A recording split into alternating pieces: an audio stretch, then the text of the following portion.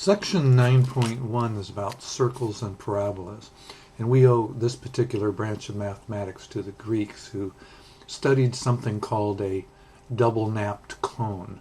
These are double-napped cones.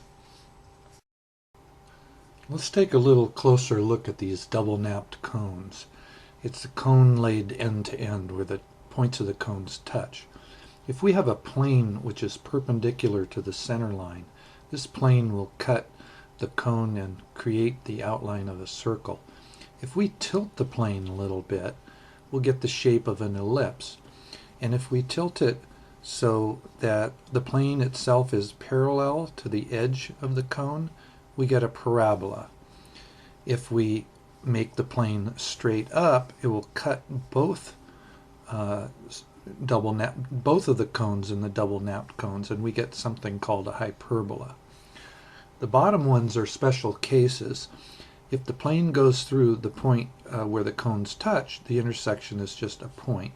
Or if the plane goes right along the edge, we get a straight line.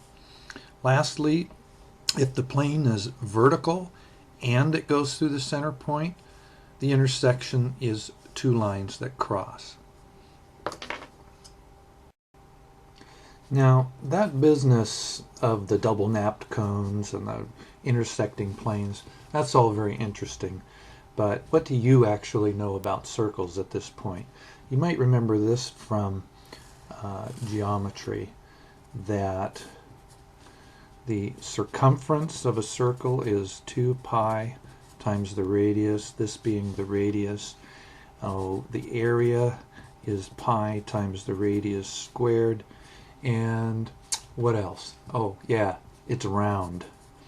Okay, well, this is kid stuff, and we need to move off of this because the Greeks knew all of this, although they weren't too sure about pi.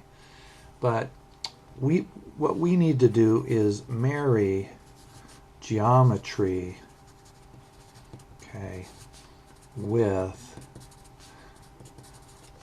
the coordinate plane, and we need to write an equation representing a circle.